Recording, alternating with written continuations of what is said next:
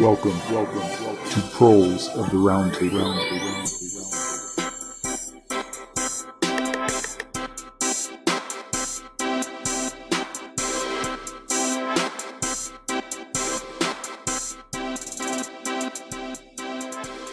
Hello and welcome to Proles of the Round Table, where we sit down, have a few drinks, and talk leftist history.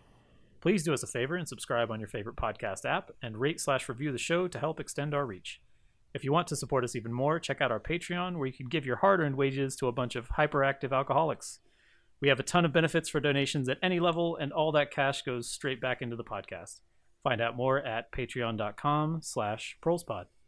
We wanted to thank this episode's primary sponsor, without whom we wouldn't have these amazing microphones that work every time. So big thanks to our sponsor, John McCain's tumor. It gets funnier every time. Every time. So today with us, we have Taylor. He is our subject matter expert. What you drinking tonight, Taylor? I am drinking the Sriracha Ace Saison from Brooklyn Brewing. It's an old standing favorite of mine, and I figured why not? Yeah. And I don't know if I would say expert. I've read a decent amount on this, but I don't want anybody to come into this thinking I'm in any means an expert. Don't be so modest. Stop it, Taylor. Okay. Ezra, what do you have tonight? So I'm drinking basic ass water, tea, peach tea, and also Maui Express, which is a coconut India pale ale. Going way off brand. Yeah, actually, yeah, tragic. Your fans are going to be disappointed. I'm so sorry, my fans. Word at the To Justin, my only fan. Yeah, my number one fan. Justin, what are you drinking? I have Left Hand Brewing Company's IPA, aptly named. Beautiful. And I, as always, am Jeremy. I am drinking Bootstrap Brewing. So it's definitely, that they're comrades. Bootstrap Brewing, Chillax. That's a pineapple gold ale. It's actually really fucking delicious. Nice. But that's good. Anyway. Yeah, that's good. There's a lot of reactionary brewery names, I've realized. But and then there's a lot of comradely brewing names run by reactionaries. Yeah, so well, can't win. Oh well. So tonight the subject is going to be Ho Chi Minh, and then kind of around that general people's struggle in Vietnam, and we might touch a little bit on Laos and Cambodia and whatnot as that is relevant. But where do you want to start, Taylor? With a big fuck you to Brett. Geez. Brett O'Shea of Rev Left Radio. Friend of the show. Friend of the show, Brett O'Shea. We love you, Brett. We do love you. However, we were we've been planning this episode for months, and we just could not get the schedule to work. Taylor was in a serious accident that put him out of commission for a while, and so we finally got him ready to go. And Brett announces he's doing an episode on Vietnam. And then he records it literally 3 days ago. We're recording this on November 2nd. It's disrespectful, honestly. I don't... he split the party. You just split the party. But anyway, so Taylor, where do you want to begin? Is confirmed podcast imperialist. Wow. Ooh. So I guess the best place to start is kind of with a little bit of history of how Vietnam kind of came to a place that fostered a revolutionary like Ho Chi Minh. So for a lot of the, I guess, past 2 millennia of Vietnam's history have been kind of defined by conflict. And so for a large portion of the first millennia post the death of our Lord and Savior Jesus Christ, amen, hallelujah. They were at conflict with China for a long portion of that, and kind of under the rule of various Chinese dynasties until 939 AD, when they get their independence and rename everything Die Viet, so the Great Viet. But with their history of conflict with China, that brought Confucianism kind of into the forefront of what Vietnamese society was kind of built around. And with Confucianism also came like meritocracy, and you have this kind of privileged class of people who, by following the ideas of Confucian thought and kind of being better at it, or however meritocracy works, you're the best at it. You prove yourself, so all of a sudden you get to be this higher up. It kind of establishes this caste system, which is not as like strenuous and as bad as some of them have been in general, as some caste systems have been, but it definitely establishes like a Mandarin class of people who just kind of look over society with no regard to democracy or people's choice or anything like that. Not that there was a lot of that before any of this anyway. So yeah, there's been a long history of conflict. It builds this resilient kind of warrior culture within Vietnam, and then with that, and the Confucian idea of like society as a whole is built around community and civil service and all these things. You have this kind of breeding ground for people like Ho Chi Minh, where they're obstinate. They're not going to back down. They have this pre-ingrained kind of idea that you're supposed to serve the people around you and build up a community and kind of move forward with that. That strong military culture led to like almost 2 centuries of civil war in the 17th and 18th centuries, where there was kind of the splitting of the North and the South, which is a really there's a lot of precedent that kind of moves forward with the splitting of Vietnam between the North and the South. And then by the 18th century, that kind of cools down. And then in the 19th century, in 1858-59, French ships start landing in Vietnam. This is kind of where France realized that the Dutch and the English and all these people were starting to colonize these places, and they needed to get a piece of some kind of pie, and they're looking around, and a lot of other countries in Southeast Asia and Asia have already kind of been taken up by these European powers that are just going to grab land and resources and colonize people. So France lands in Vietnam. They don't have a really great time of it at first. The Vietnamese kind of push them back. They stay away for a while, especially because there was this long-standing tributary relationship that China had with Vietnam, and so Vietnam asked China, "Hey, can you help us keep the French out?" Eventually, the French come back in like in 1885, 84, 85, and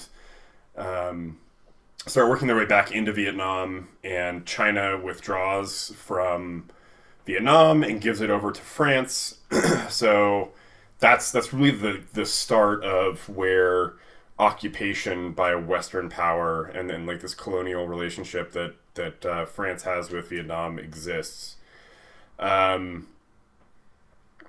There's this movement that starts around the same time, again because of the Confucian ideology that's so prominent within Vietnamese society, and just kind of the way that they've operated for so long. The movement is started by a man named Phan Dinh Phong, and it's called Can Vuong, which means save the king. And so originally liberation to this movement of patriots within Vietnam was return it from the French to the emperor. That kind of passes along to Ho Chi Minh's father, Nguyen Sinh Sac. Born in a relatively poor area, grows up as a farmer, or surrounded by farmers in a pretty poor family, but he's a really smart guy, and he becomes a scholar in Confucian arts. He kind of goes through the exams that they have at the time that were kind of a mixture of Confucian society and what the French colonialists were letting these people, these colonized Vietnamese people, kind of learn and study. And so he becomes a magistrate, and after he does his civil service exams, which kind of end up looking like our modern university system in a sense, or it look like any Western university system, because they were brought from the West. Eventually, Nguyen Sinh Sach marries and has some kids, one of which is born May 19th, 1890, and that is Nguyen Sinh Kung, who will eventually be known as Ho Chi Minh, among many other things. Our boy. So Nguyen Sinh Sach kind of grew up as a boy in a family, as the youngest of the family as well. He kind of had a privileged place where he got to play around a lot. He wasn't doing a lot of the womanly duties around the house that were kind of natural at the time in Vietnam. So he got to fly kites. You know, his neighbors and people that knew him kind of knew him as this really happy but like thoughtful kid that got to play around a lot. But that didn't necessarily get to like last very long. His father achieved the Kunan, recommended man status, with one of his exams, and so he starts kind of moving around. If you were given these recommended man status, or if you reach this, like, you know, oh, this is my master's degree or this is my doctorate or whatever, they would send you, like mandarins would send you places so that you could operate as a civil servant within society, and it was expected of you, especially coming from a place where there's not a lot of scholars. It was really honorable to hit that level and be sent to do something.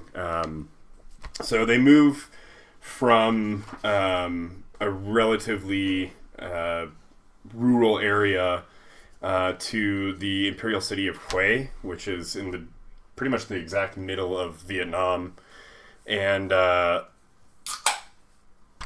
he raises his family there for a while. Little Nguyen Sinh Kung, Ho Chi Minh, begins studying in Hue. He's really smart. He's, you know, excels at school. He cares. He's kind of pushed into this place where he's good at what he does, and so he keeps studying, and his dad being a scholar kind of reinforces that. And so, because again the historical precedent set by occupation by China and their relationship with China, Chinese and Confucian texts are kind of the basis of schooling at this point in time in Vietnam, and so Ho Chi Minh starts learning Chinese at a young age. He gets really good at it, and then he gets really good at those Confucian texts. So as this is happening, Nguyen Sinh Sach is also teaching his sons, both Ho Chi Minh and his brother, about these Vietnamese heroes that fought against Chinese oppression and that have also fought against French oppression for the last couple of decades. One of which is Nguyen Sinh Sach's brother, who fought with the Can Vuong against the French. And so you have this like really early on, around 1900, 1901, you know, by the time Ho Chi Minh's like 10 or 11, he's hearing about these patriots, these people that are fighting back against occupation within his own country.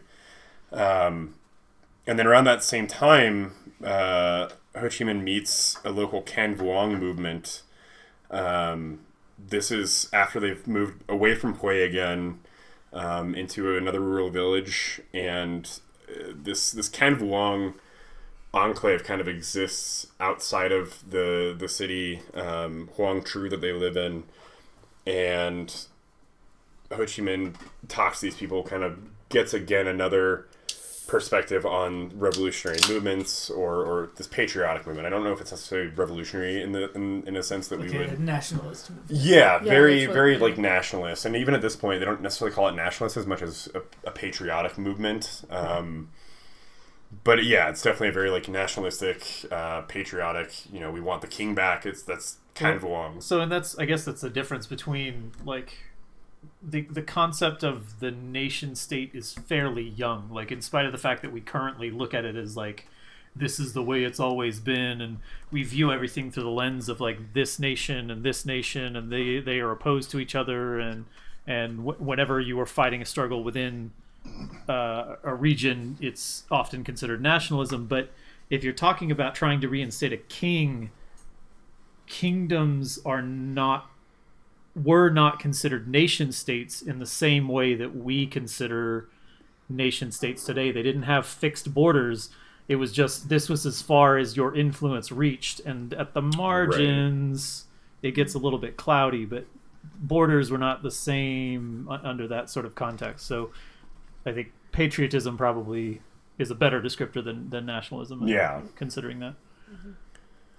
Yeah. So, he starts kind of talking more to these people. And again, this is kind of a fringe movement in the sense that they have to stay outside of city limits because the French are fucking bastards. And they're going to come in and they're going to shut down any kind of movement like this because they want to extract these resources. They want to start using them to bring more capital into France. So around this time, Nguyen Sinh Sach is kind of bouncing between different cities. They're having him do things, but he's going to Hue to study and take these exams. And at this point, he essentially earns his doctorate. So the last one, the recommended man, is like a master's. He goes, he gets his doctorate. This is the first time anybody in his area at all has ever done something like this in the past, 250 years. And so he goes back to where he was born, to where Ho Chi Minh's never been, brings his kids, and at this point he's supposed to take an official position within the government somewhere and do something with that. But he refuses. He doesn't want to take an official position. He's just going to teach school. And then the celebration that they give him for this achievement, he refuses it for the longest time. Then eventually he acquiesces and then says most of the food needs to go to the village. And so from an early age, not only does Ho Chi Minh see these revolutionaries or these patriots kind of on the fringes of society, but his father is also this very humble scholar who's really just doing what he's doing for the sake of bettering himself and then using that to teach other people and better them. And so there's this kind of, you see this pattern of the influences that he has, especially at a young age, lead him into a place where he thinks that there's more to society than the people that are around him. Nice. And so at that, and this, okay, so this is a point that I want to make because there's a lot of names that Ho Chi Minh uses throughout his whole life. So his given name, his born name, milk name, I guess, is Nguyen Sinh Kung. By the time he hits 10 or 11, in this society, you were given a new name once you kind of reached that age. And his father gives him Nguyen Tat Than, which is he who will succeed, which is pretty apropos for prophetic. What he ends up doing. But that's the second name of like 50 plus that he ends up using by the time he dies.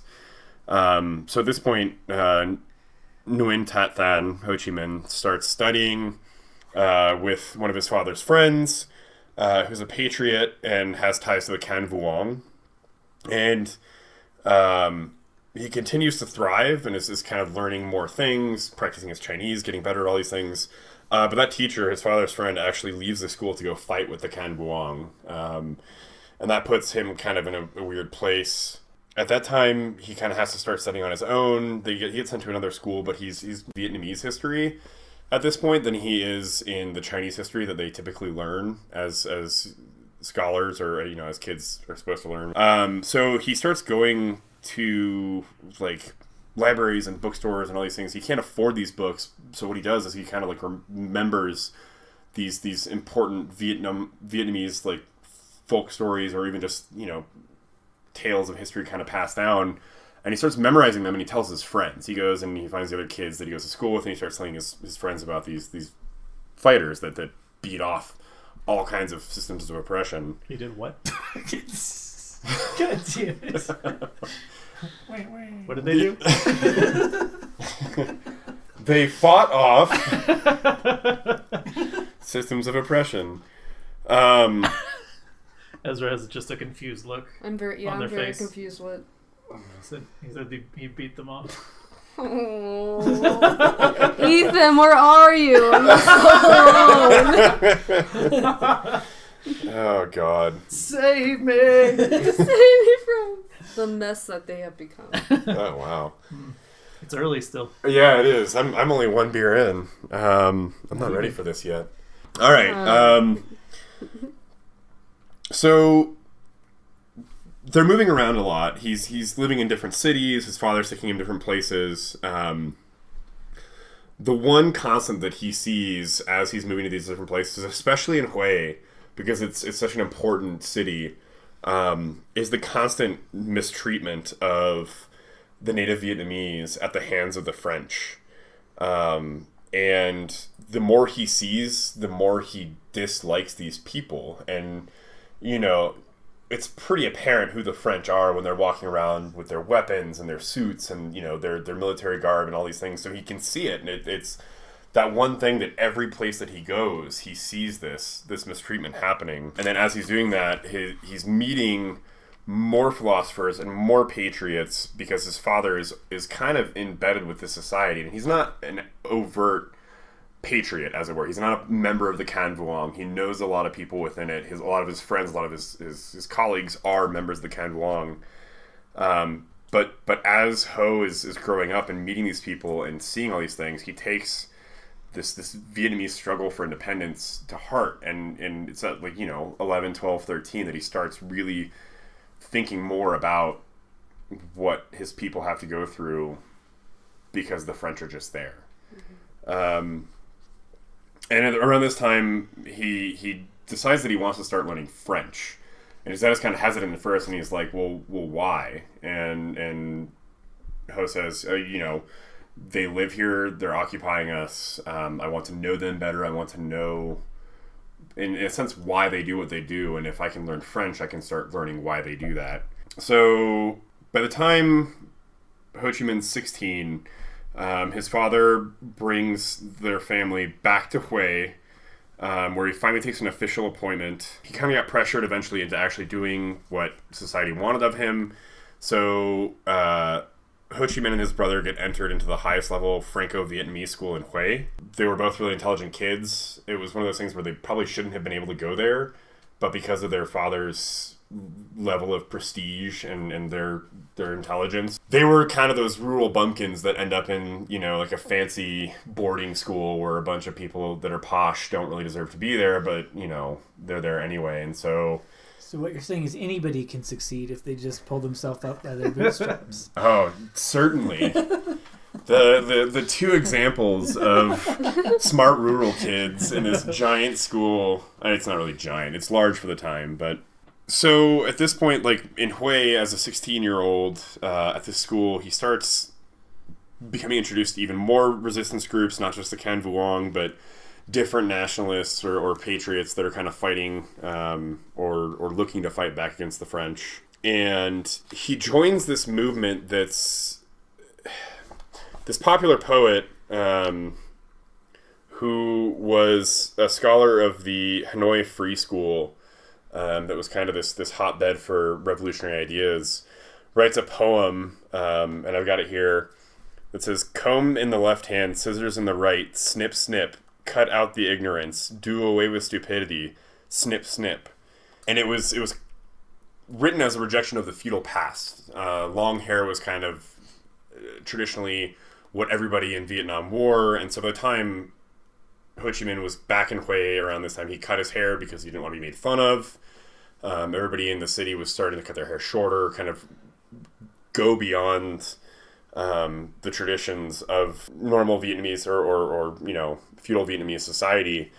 And then what this group of kids, mostly kids, were also doing is they were running around the city with scissors, and anybody who wanted their hair cut, they would do it. But then there would also, if there was a passerby that had long hair, sometimes it wasn't asked, and it was just like, oh, we're just going to cut your hair off.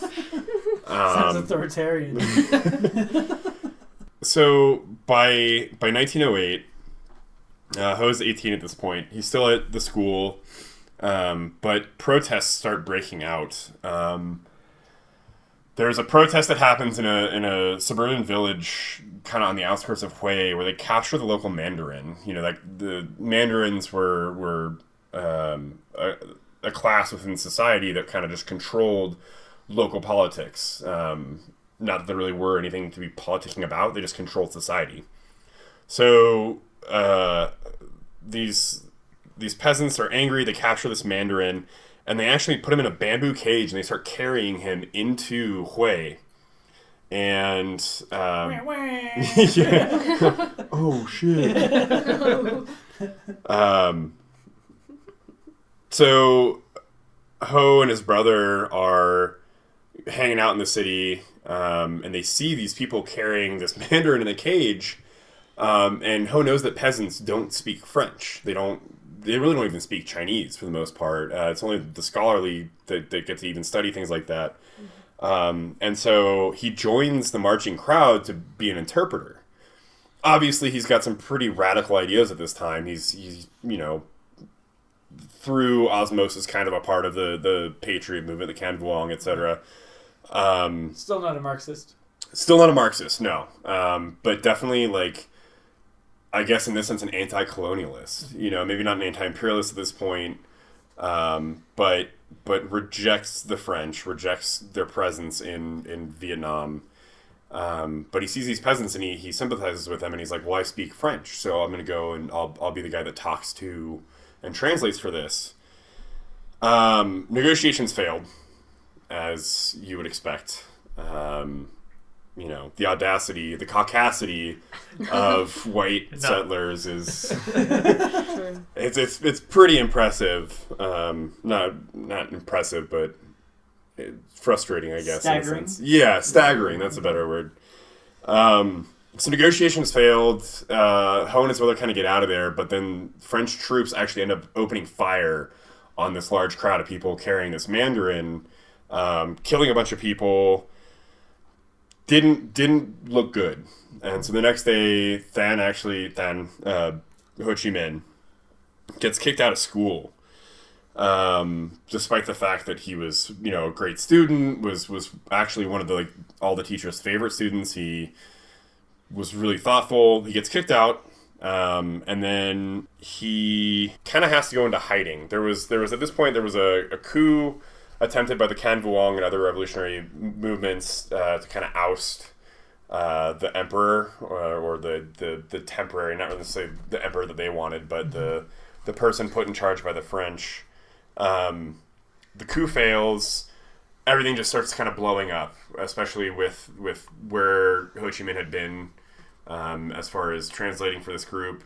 He has to leave. He was being surveilled, right? Like followed and stuff? Not at this point. So at this point, they kind of kick him out. I mean, I guess in a sense, they kick him out, and then I think the French colonial authorities were looking for him. But as soon as he knew he was kicked out of school, he kind of just booked it. Okay. You know what's interesting? So, Confucianism is fascinating because there's this strict sort of stratification, but it's based on ideals, right? And although the emperor cannot be questioned and the emperor can act unilaterally, there is a provision in Confucianism that says if the emperor is not acting correctly, the emperor can be overthrown, which is kind of a weird thing, although I think it's basically like American politics. It's supposed to be by the advisors, well, should be American. not by the common people. It's supposed to be by the administrative class. Well, they're supposed to be the ones who are the most well studied in Confucianism, and so if the king is not acting in the correct way, in the Confucian way, then there is provision for removing them, which is a weird dichotomy. And that's why you see the patriot movements that are happening are based around reinstating the emperor and not, giving power to the people. It's not this lofty idea of democracy or everybody can vote and do these things. It's what they've known and what Confucian society has kind of gone into, and they want the emperor back. They're just we want to be Vietnamese again, and Vietnamese means having an emperor and living that way. So Ho disappears. And he starts working odd jobs, and as he's doing this, he's moving further south. So Hui like I said, is in the middle of Vietnam, kind of in the skinniest part of it along the coast. And he starts moving south by foot to avoid arrest. He can't use trains, which the French have started recently building to kind of make travel across Vietnam easier. He can't use carts. He can't really use the road because at this point he is being, or at least he thinks he's being trailed, especially with his connection to Can Vuong and all these things. So as he's moving south, he can't really find further education or jobs as he's going. I mean, he's doing odd jobs here and there. But he eventually gets a job at a revolutionary school somewhere in the South. And he starts teaching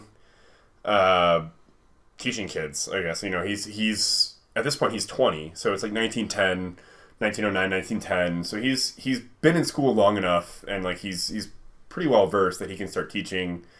And while he's in this village, there's a typhoon that happens, and it's right along the coast, and he actually sees French soldiers sending the dock workers, the Vietnamese dock workers, into the water to try and recover ships, and just sees hundreds of Vietnamese die, like over the course of like a couple of days.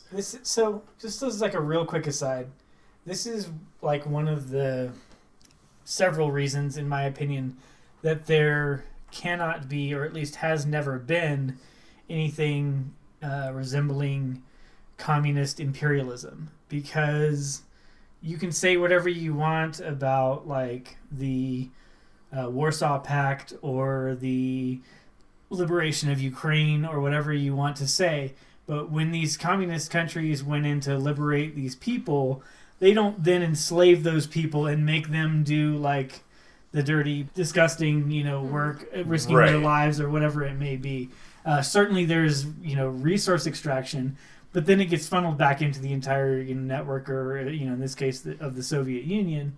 But the comparison of like the USSR to an imperialist nation, to me is disgusting. It's like a gross rewriting of history. Well, and again, by like colonial rule, then that there was never any of that sort of thing happening. There's not like a reciprocal relationship. It's not like you take resources out, but then you also provide, widespread, broad-based, recompense for that. Right. That happens in the Soviet Union. It does not happen. No. Like, there's like They're just bodies. Right? Well, and that's the thing is like Vietnamese lives were just thrown away. Right. They were used like these French colonists.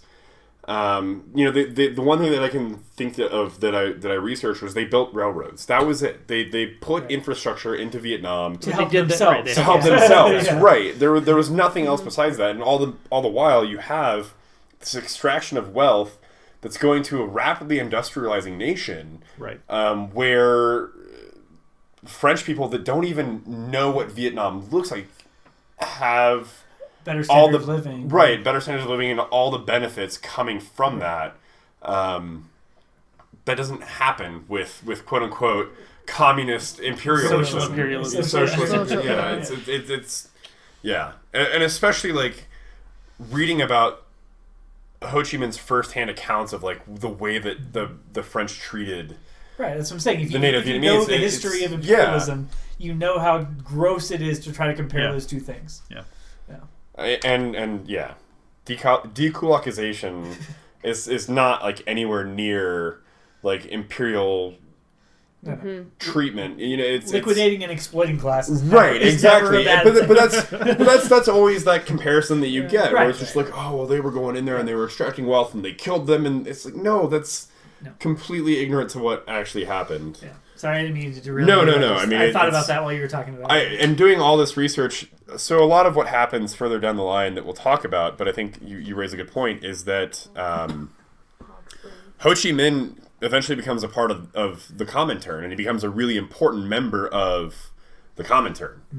And in a lot of my research and reading about Ho Chi Minh and all these things, you get like these people who are very reverent of Ho Chi Minh, But then, like, all of a sudden it talks about the Soviet Union briefly, and it's just like, oh, but, like, everything was not well. And it's like, if it wasn't well, then, like, why would somebody, like, why would a colonized person, like, hang out in Moscow and, like, work with these people, right? Like, that's the part that, like, there's a disconnect, because the Comintern had members across the world. It wasn't just, you know, the USSR and its satellite nations. There were so many people that went to school and studied and worked in Moscow for the Comintern to foment global revolution. Right.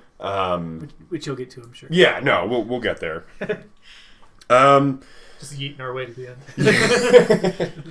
end. So in 1911, Ho Chi Minh leaves that school to meet up with his father. So his father had, while Ho Chi Minh was gone between like 1909 and 1911, his father actually ended up taking a job as a, like, kind of a magistrate in a village, and he was super popular in the village. He let petty criminals off really easily. He always sided with villagers when it came to disputes locally, etc.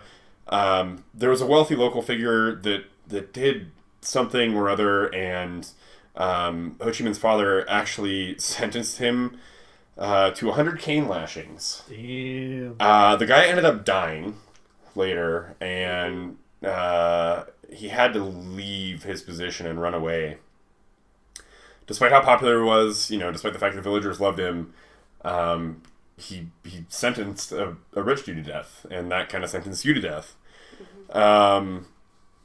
So by the time Ho Chi Minh meets up with his father, they're both in Saigon at this point, so in the south of Vietnam. He works for a couple of months to prepare to leave. He tells his dad that he wants to go travel and kind of understand the world. He specifically wants to go to France. Again, at this point, he's kind of put it in his mind, and he's really developed this belief that he has to go to France and understand the French to understand how to overthrow the French. So he gets a job on a boat, like a large ship, in the summer of 1911, and ends up leaving Saigon. He starts as like a dishwasher, you know, scrubs floors, does deck work, a lot of dishes, and then he's a cook. For the next 2 years, he travels the world and the seas, essentially. There's all kinds of ports that, you know, the French colonized a lot of Africa too, so he sees African nations. But his days were long. I mean, he was working 18-hour days, getting up super early. By the time he was done with work, he would go to his bunk and he would read, he would study, and then he would talk to the illiterate, like, shipmates that he had and, like, write letters for them to send to their family. Again, there's this really cool. This reoccurring theme where, based on, like, being raised in a family and in a place and time where he was always seen as, like, you have to be giving something back to people, he was doing that on the ship. He was always trying to help the people that couldn't do something. You know, it wasn't that he didn't see revolution as not having to, like, work or something. Yikes. Big sip to that. He actually saw revolution and fighting for some kind of future as him having to do more work. Yeah. And like, for people who maybe don't live online the way we do, there's like a bizarre line among several sects, unfortunately, of leftism where they think that following the revolution everybody will just stop working, and that if the revolutionary government tells you go here and do this work, that is somehow a bad thing. It's literal fascism. It's literal fascism. Red fascism. To be made to work. Well, it's reliant on, like, third world nations. Yeah. Like, essentially, you're relying on global south to pick up the work that you... Right. That's what luxury communism... this is getting really spicy, but that's essentially what... Yeah. luxury like we joke a lot about, you know, fully automated gay space luxury communism, but, like, if we were just like, tomorrow we're gonna just everybody stop working and whatever, like, motherfucker, like, even if you automated everything here in this country, like, who the fuck mines the cadmium for your Exactly. shitty robot? Well, like, that's a person in the global south. Like, who is the person who's smelting the fucking steel for your... Somebody fuck outta extremely here. online said, "We'll just send them robots." Yeah, sure. Just Where the send fuck them do the robots. robots come from? You Yeah, shit. where do you make how do you make the robots? Like, where do the...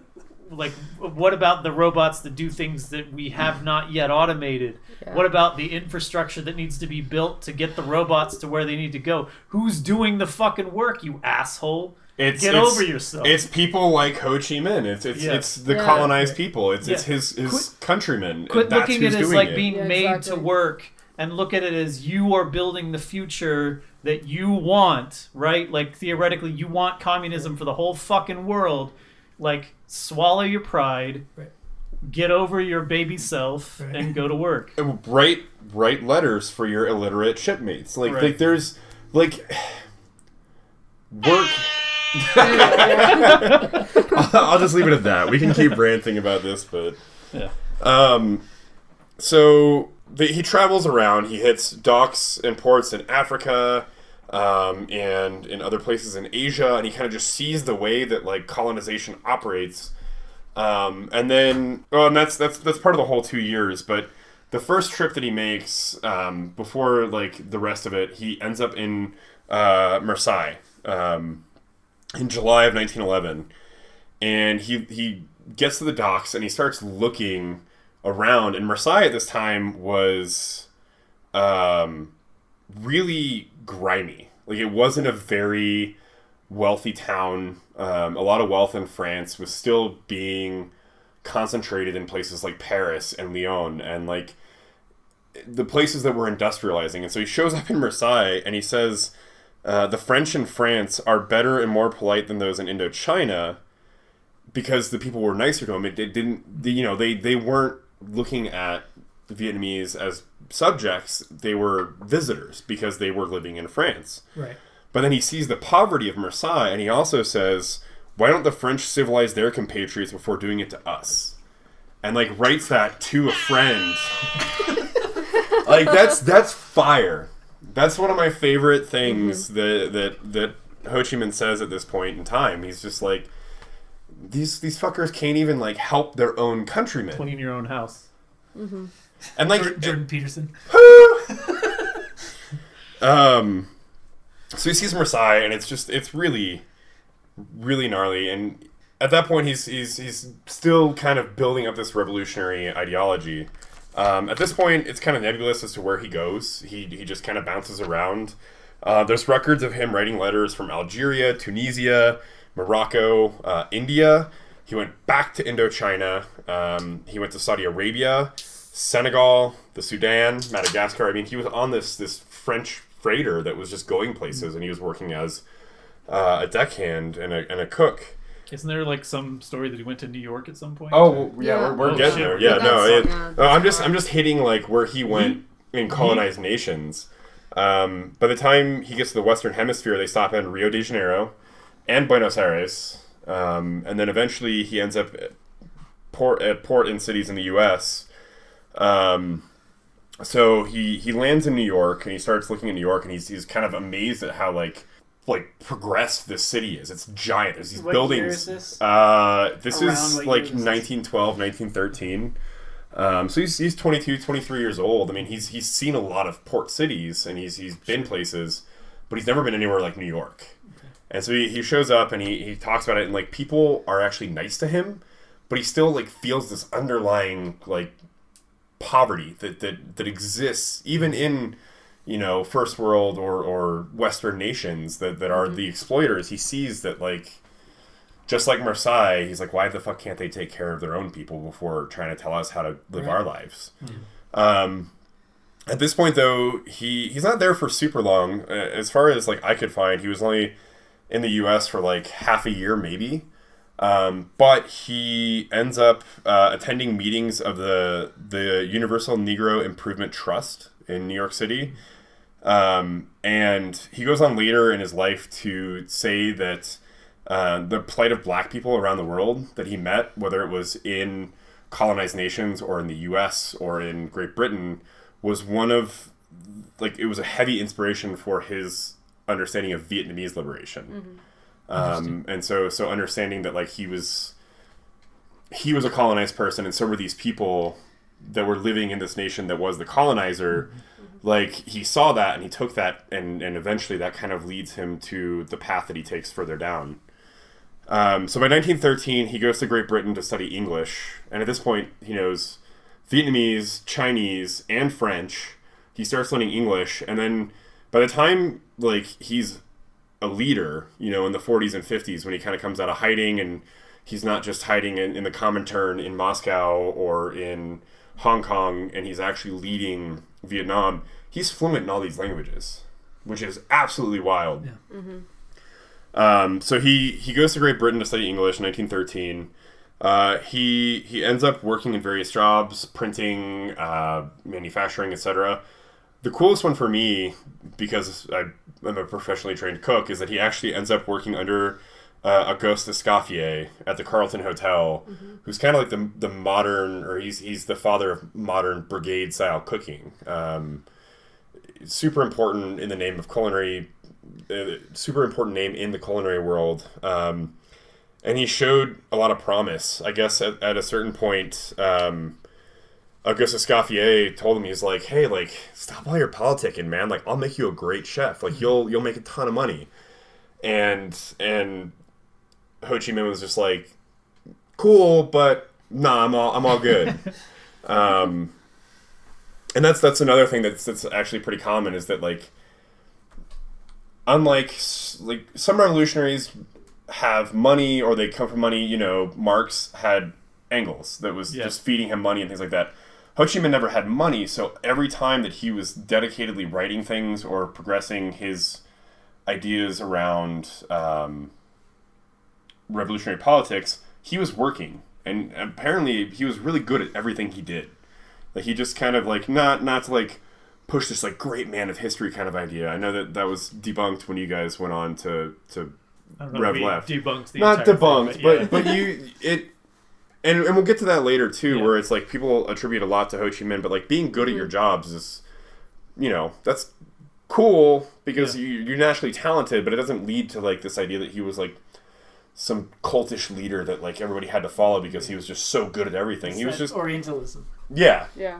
It's just, you know, there are multiple letters, and at a certain point, some of the letters, we don't know if they were written by Ho Chi Minh as, like, a pseudonym, and it was just, like, him trying to describe his life, maybe with a little bit more flourish than was necessary, but overall, people are, you know, these historical records say that he was really good at what he did. So during this time, he starts working with labor unions in the UK. He's still really rudimentary in his revolutionary politics. He knows that shit's bad and that poor people get fucked and that colonized people get even more fucked. But he's not, like, an overt revolutionary. So he's working with these trade unions. At the same time, though, he's sending letters to a good friend of his, Phan Chu Trinh, who is living in France. Apologize to anyone who speaks Vietnamese. Yeah, I should. Much as Russian and Chinese and German, we are gonna fuck everything up.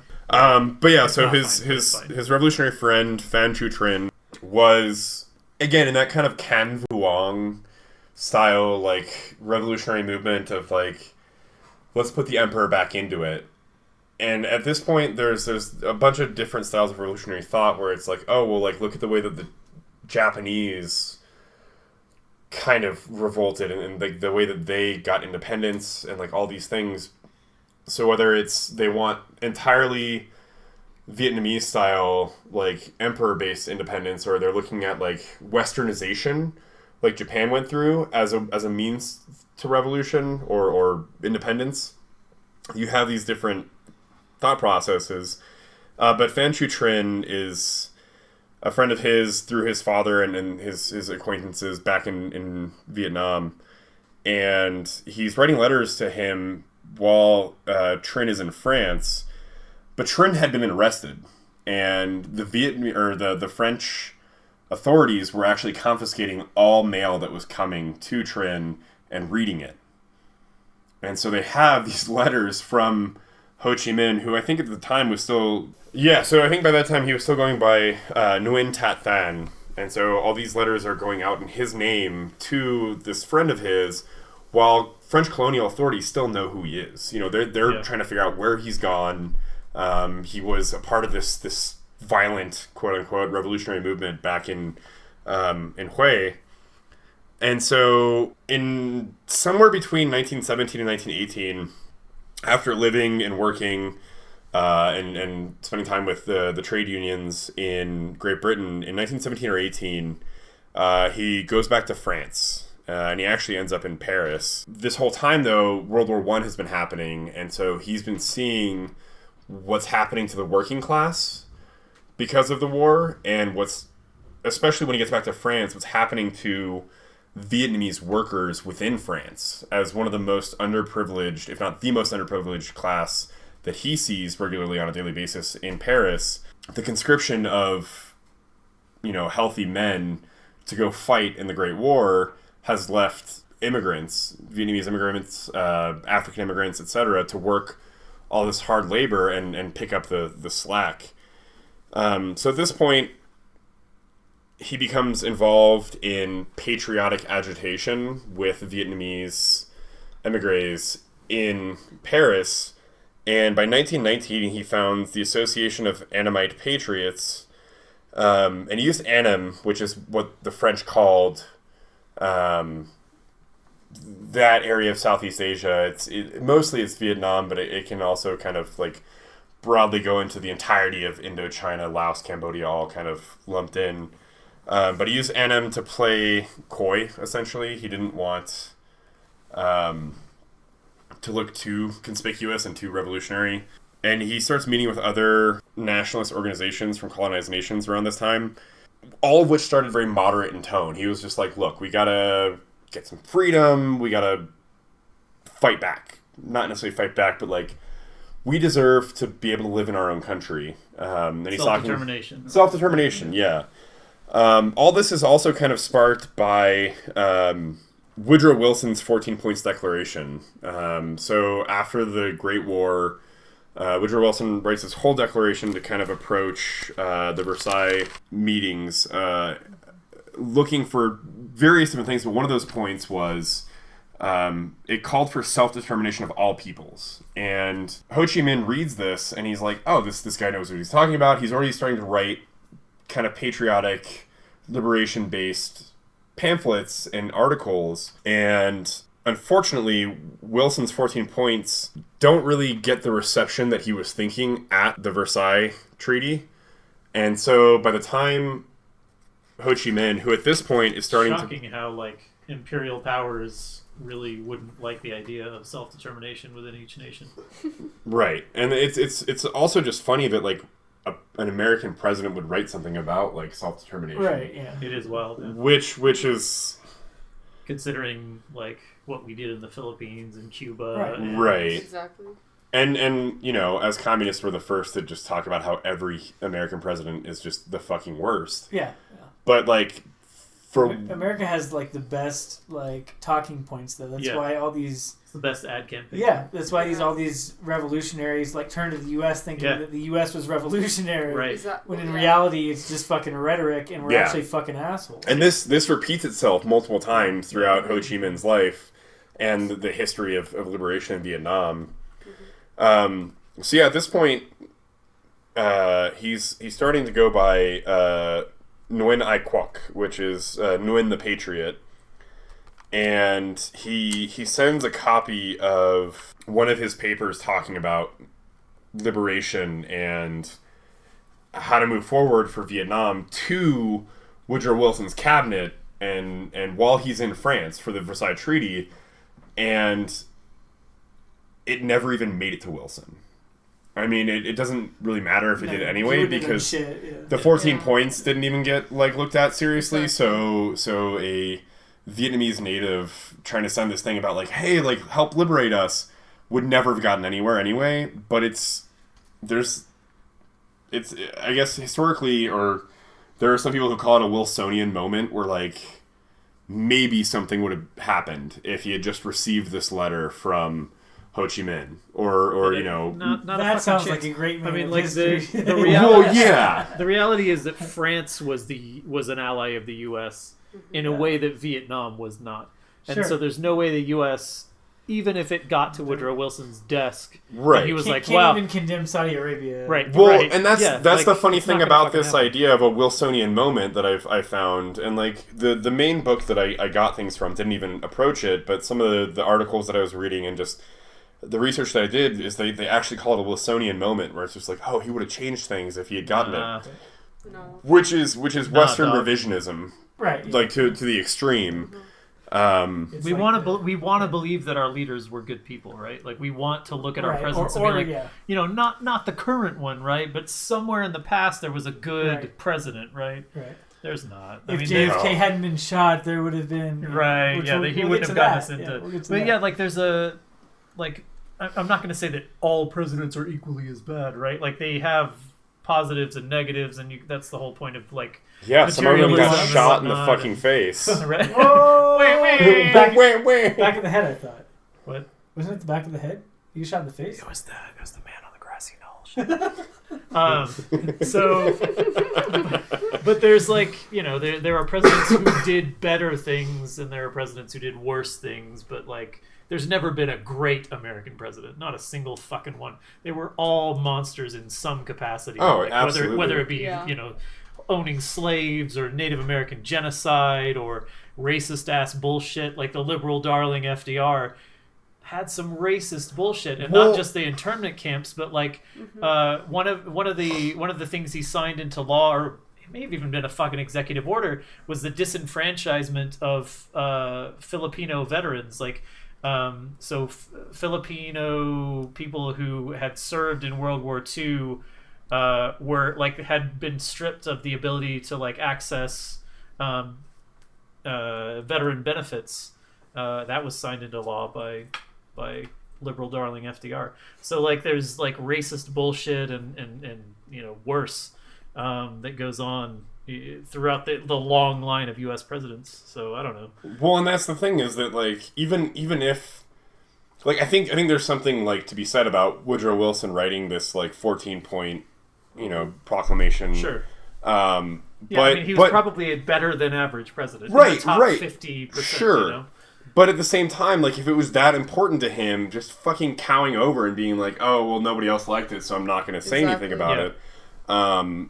Coward. Yeah, he's a fucking coward. And, like, the Versailles Treaty was just a room full of fucking cowards that ended up setting the world stage for more fucking conflict. Yeah.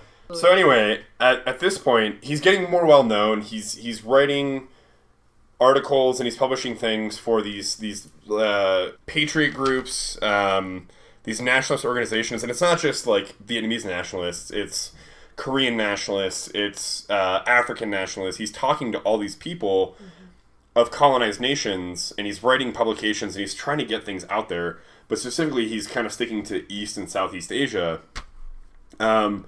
But his writings are becoming well known, so French cops actually start trying to identify who he is.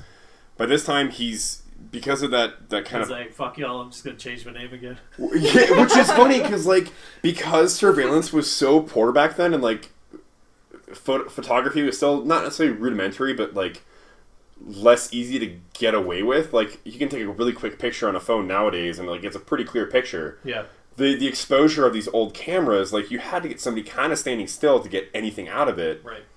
And he had kind of gone off the grid after he left Vietnam and while he was traveling different places. And then that period of time between 1913 and 1917 when he comes back to France after leaving Great Britain. My favorite year, by the way.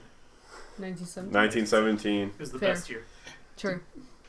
So at this point, the French cops are trying to look for him. They know the name Nguyen Ai Quoc, but that's Nguyen the Patriot. That's not his given name. None of the records of him in Vietnam have that name.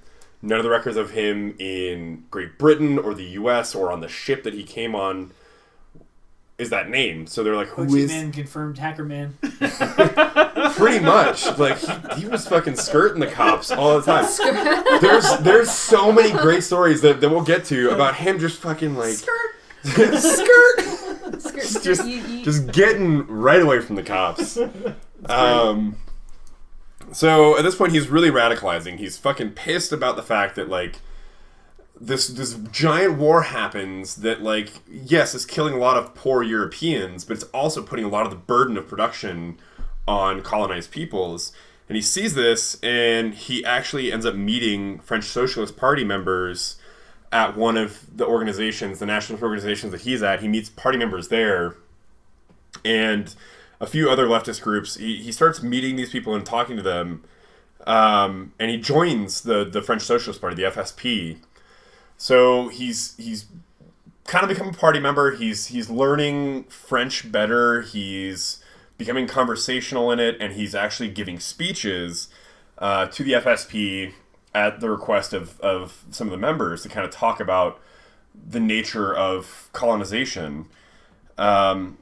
He's radicalizing, and then all of a sudden the FSP starts, like, fracturing, because at this time Lenin is proposing a third international, and a lot of the armchair communists, the armchair socialists of the FSP are saying, well, no, like, we don't have to go with Lenin's Third International. Lenin's Third International was focusing heavily on... They want a third way instead of the Third International.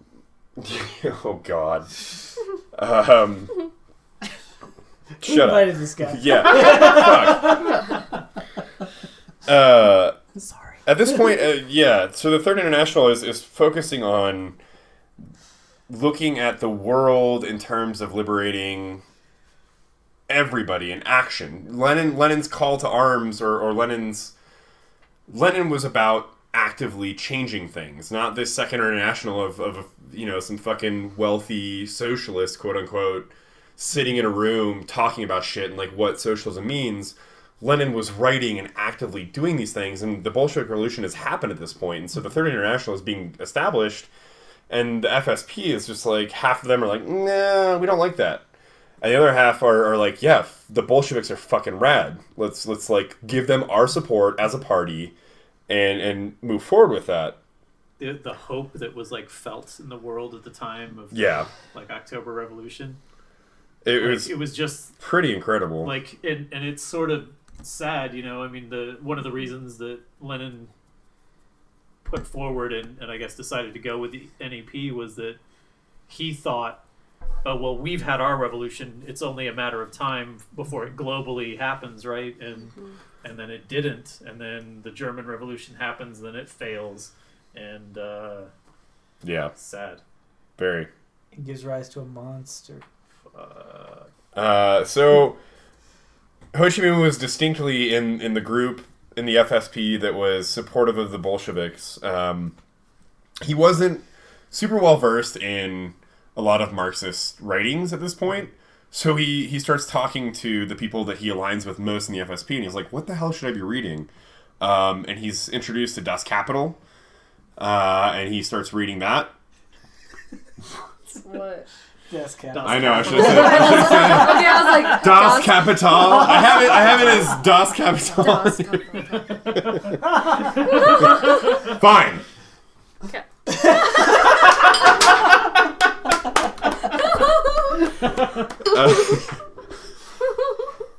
Stupid. So he's introduced to Capital. What? You walked it back. It's funny. I'm sorry. Yeah, I'm not gonna just. He is. All right. Fuck this. I'm done. All right, Episode over. You gotta say Marxist capital if you're gonna say capital. You can't just speak the blasphemous. I was gonna say by Karl Marx, and then you just started Or laughing. we can say Das Kapital. Das Kapital. Das Kapital. Jesus Christ. Love you. Fuck you. Fuck you. All right. So he falls in line with the people who support the Bolsheviks, doesn't know a lot about the theory behind it or the readings or, like, what people are saying. So he asks around, and his comrades introduce him to Karl Marx's Das Kapital. And then the big one that really changes him is Lenin's theses on the national and colonial questions. which is fire. Please read it. I don't think there's anything that Lenin wrote that's not relevant today. Oh, fuck. Have you read Letter to the American Working Man? No. Holy shit. That is like, it's only like, I don't even know, 6 to 10 pages long. It's not very long. But it's absolutely 100% relevant to today. Like, my man. Yeah. Anyway, go ahead. Yeah. No, Lenin, everything that he wrote, almost everything that he wrote, I'm not going to make some giant blanket statement, but like, a majority of what he wrote is still very relevant today, but theses on the national and colonial questions, he wrote it in 1920, and in it he talks about the fact that communist parties in the West need to actively cooperate with nationalist movements in Asia and Africa for the sake of liberating countries that are used as stepping stools for imperialism. And so this is the point where, like, Ho Chi Minh reads Lenin, a lot of Lenin at that point. He starts just kind of like going through all this, and then after reading Das Kapital, there's I don't know, it's like a folk tale or whatever, but he was said to have kept a copy of the book under his pillow, like for the rest of his life. Like Das Kapital was like You just fucking huge. use it as a pillow. That thing is a yeah. monster-ass book. Damn. Holy hell. And so, but specifically Lenin's actions and like the Bolshevik Revolution and Lenin's writings inspired Ho to be more than just an ideologue. It wasn't just writing these things and talking in public spheres in France that was going to change things. It was action. And so this is when he really starts pushing the FSP to adopt the Third International for the sake of the colonized people across the world. Fuck yeah. Also, joining us tonight, 8-Hop has stepped into the room. He finished his 13 jobs and actually could show up to... What are you talk drinking with us. tonight, 8-Hop? I'm drinking 291 whiskey, which is a local Colorado. That's what you do when you come in halfway through a podcast. You guys are whiskey to catch up. Gotta catch up, yeah. That's what you do when you get home from a 12-hour shift at your third job. Yikes. So the split that happens in the FSP at that point also spawns the French Communist Party, the FCP, which immediately adopts the Third International. Ho Chi Minh leaves the FSP, joins the FCP, and then for the next 2 years until 1922. Yeah, you know me.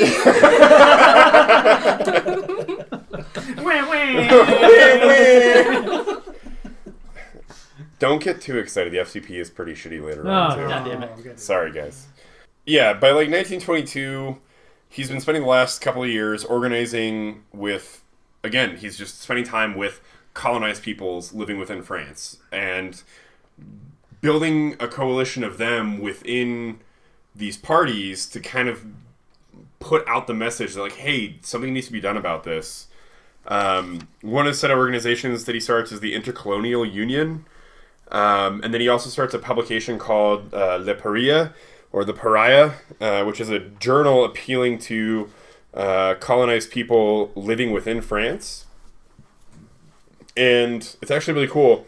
Vietnamese workers that couldn't read or speak French would actually purchase it because they knew who was writing it, they knew what it was saying, and then they would have French workers read it for them.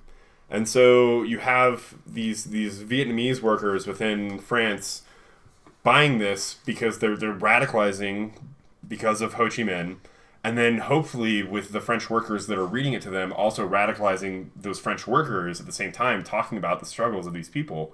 So at this point, he is wanted by the French police. Not wanted in they actually want to bring him in kind of stuff. So they want to know who the fuck he is. And they get a picture eventually, and I guess at some point they kind of confirm that Like it's... a wanted poster from a Western. Oh, God. Who is this guy? No, so they confirm that it's Nguyen That Tan. So yeah, he's brought in by Albert Sarratt to the Ministry of Colonies for an interview, they're trying to connect him to troublemaking Bolsheviks, and he is. Little did they know. And so he writes this public letter to the ministry, which was published in The Pariah and The Humanity, which is the mouthpiece for the French Communist Party, and The People. So 3 different publications.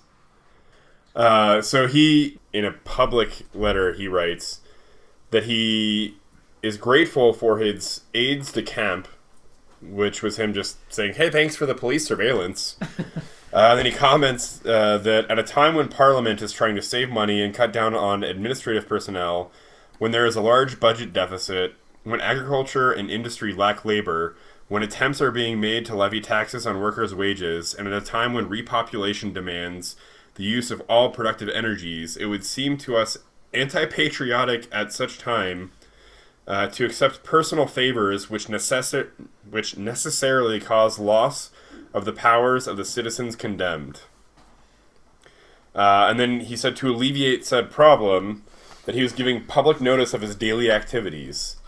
Morning, from 8 to 12 at the workshop. Afternoon, in newspaper offices, leftist of course, or at the library. Evening, at home or attending educational talks. Sundays and holidays, visiting museums or other places of interest. There you are! Hoping that this convenient and rational method will give you satisfaction to your excellency, we beg to remain. Signed, Nguyen Ai Quoc. So yeah... At CSPD. Wait. At this point, he takes on, and we've talked about some of his names, but he takes on another name because of his frustration with French communists not wanting to support the liberation of colonized people, as Nguyen O Phat, which is he who detests the French. Damn. Which I think Same, to be honest. I think he only used it briefly, like for the rest of his time in France, but that's another great pseudonym. In October of 1922, Ho Chi Minh meets Dmitry Menelewski. A lasting Proles Pod tradition. Mispronouncing names. It's terrible. Yeah. A senior Self-crit. official of the Comintern at the FCP Congress in Paris. They strike it off. They like each other. Dmitry ends up inviting... I can't see me loving God. nobody. Fuck. Not that way, buddy. They just are comrades. They're running through the fields of France, holding hands, platonically. But no, Dmitry invites Ho Chi Minh to actually work for the Comintern in Moscow on national and colonial issues the next year. So 1922 happens, the FCP Congress comes together, they talk. Obviously, Moscow is going to send a member to go see what's going on. The next year, Ho Chi Minh's invited to go to Moscow. He goes to Moscow that year, and as soon as he gets there, he starts, going to school. He starts... I mean, that's the thing is, Moscow and the USSR ran a great program of education. There was a lot of resources. There was all kinds of committees that you could join. There was all ways that you can get involved. So Ho Chi Minh joins the International Peasant Conference in Moscow and starts pushing the Comintern to start looking towards rural populations to foment change in colonized nations.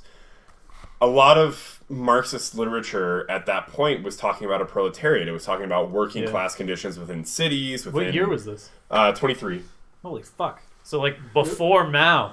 Oh no! Yeah, Holy that's the thing shit. is that a lot of what Ho Chi Minh did, focusing on using the peasantry as a way to spark revolution, predates Mao. That is wild. And it's not really talked about because, and I think we'll get to it, but there's a lot of reasons why it's not talked about. Mostly, it's because Ho Chi Minh focused very heavily on the nationalism that goes behind a movement like this. Yeah. So while he's a part of the International Peasant Conference, and he's talking about using peasant populations, rural populations, to bring about change, he ends up forming the Peasant International using rural peoples across colonized nations to kind of spark another dialogue within communist talks at the time about how you can approach revolution. One of the places that he was studying at when he got to Moscow was the Communist University of Toilers of the East, which is actually called the Stalin School. But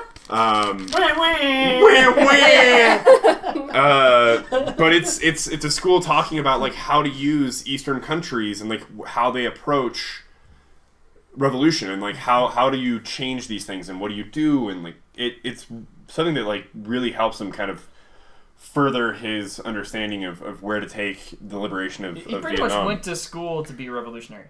Yeah. He's, 20... No, by this time he's 33. 32, 33, and he's invited to Moscow to just, like, learn and, like, be a revolutionary. And he actually, like, really quickly becomes well-known and well-liked in Moscow. He's, the Comintern is, like... It's full of so many great people. Like, it's not just these fucking... Russian white dudes that everybody wants to like, oh, I don't need to read these old white dudes that are doing it. Like, the Comintern by 1923 was filled with revolutionaries the world across, and like they were all working towards the establishment of a better fucking future. And Russian sounds like social imperialism to me. I don't know. Yeah. Red fascism or something like that. I don't know. State capitalism. Oh my god. And actually, one of his Russian colleagues said he's not very impressive at first, but he's intense, and he wins people over with his goodness and his simplicity. Like, he's just, like, so wholesome. Like, he comes at you, and he's just like, I just care about liberation. Like, let's fucking talk. Right. So, he comes to Moscow in 23. He wants to meet Lenin. Like, the guy that essentially radicalized him and like pushed him into this place where he's working for the Comintern, but Lenin dies.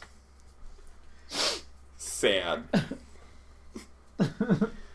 So Ho Chi Minh doesn't get to meet Lenin before he dies, but a couple of days before his memorial procession, he shows up without any clothes for the Russian winter. He's just like, I'm just like here to see Comrade Leninov, and the people are like, dude, it's like tomorrow, like go home, like you're cold, like we'll get you proper clothing. And then he stands out in the cold all night to see Leninov. So I'm actually just gonna read an Italian acquaintance at the Comintern recounted this story about Ho Chi Minh standing outside waiting for like Lenin's body, like the memorial procession. It says, Moscow, January 1924. The Russian winter is at its height. The temperature sinks at times to 40 degrees below zero. A few days ago, Lenin died. That morning, a quiet knocking on our door in Lux Hotel aroused me. The door opened and a frail young man entered. He said he was Vietnamese and his name was Nguyen Ai Quoc. He also said he intended to go to a trade union house and see off Lenin. I told him that he was too lightly dressed for the freezing cold outside. I said that he should wait. We'd get him some warm clothing. Ai Quoc sighed and sat down to have tea with us and finally went to his room. We thought he had taken our advice and had stayed indoors. Somewhere around 10 at night I heard a soft knocking on the door again. It was Comrade Ai Quoc. His face was blue and his ears, nose, and fingers on the hands were blue too, from the fierce cold. Ai Quoc said he had just seen Comrade Lenin. He was trembling from the cold as he explained that he could not wait until tomorrow to pay homage to the best friend of the colonial peoples. He finished by asking if we didn't happen to have some hot tea. Damn. Yeah, that's real. Holy shit. I'm like That's heavy. tearing out just reading Yeah. that. It's like so amazing. Yeah. All that The like optimism. the legacy the legacy of the Soviet Union is so incredible from the perspective of colonized people. Like the fact that you can break free of imperialism, colonialism, that you can get free of these parasites. It's unbelievable. Like it is truly like there has never been anything like the Soviet Union, and there will be again, I hope. like think about the story that I told earlier where Ho Chi Minh is traveling south through Vietnam after he's kind of condemned, and he sees French soldiers like sending these Vietnamese dock workers to go die in the ocean to rescue French ships. And then he lives, 15 years later in France, and the French communists are saying, no, don't join the Third International. Yeah. Like it's like we can't do that because we have the Second International. We want to sit with this, and you're Ho Chi Minh. You're an oppressed, colonized individual, and this person is giving you this like, look, we've liberated our country. We're fighting this fucking 7-year civil war, and our leader is saying you deserve to be supported by the West. You deserve Western communists to take your struggle seriously. Nobody else was saying that. Yeah. The French Socialist Party was not saying that. The French Communist Party had a really hard time actualizing that. Mm-hmm.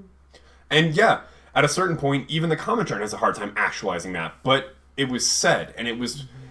I think, like, I'm sort of hitting on this idea, and I'm trying to... I hope I can, like, verbalize it well, because it's sort of just, I don't know, whatever, bubbling up in my brain. But I think that when you live in the West, when you live in these countries where imperialism has been successful, and you're able to extract wealth from the rest of the world so that you can live a pretty decent lifestyle, it's extremely easy to look at nations where they were desperate for communism, they were desperate for a socialist revolution, and to say, you didn't do it the right fucking way, right? Yeah. Because when you live in a capitalist nation and you're like, my life is pretty good, then it's easy to say, oh, well, I'm a socialist or I'm a communist, and this is the way I would have done it, and the people who did it that way didn't do it the right way. Even to the point of, like, not to the point, but even if you look at it from the perspective of, like, the Western idea of, you know what, we'll just wait until we're ready to do it the right way. Because you can only do that when you're propped fucking up asshole. By the system that will allow you to do that. Exactly. To eat, and to sleep. Right, and they're like, I think it's, you are the recipient of the benefits of empire. And so it's extremely goddamn easy for you to sit in your fucking comfort and say, you oppressed people did not do this the way that I want you to do it. Fuck you. I mean, honestly, fuck you. When people are like, oh, look at the benefits of capitalism, right? When reactionaries or conservatives or libertarians are like, oh, look at the bounty of capitalism, what they mean is, look at the bounty of imperialism, right? The rats are always fattest near the wharf, right? Like, even the most, like, impoverished people in the United States live better than a lot of people in the rest of the world. And so when these people are like, I am angry and I'm done with capitalism and I'm going to fucking deal with it the way that I want to deal with it, who are you to step outside of your, like, particular level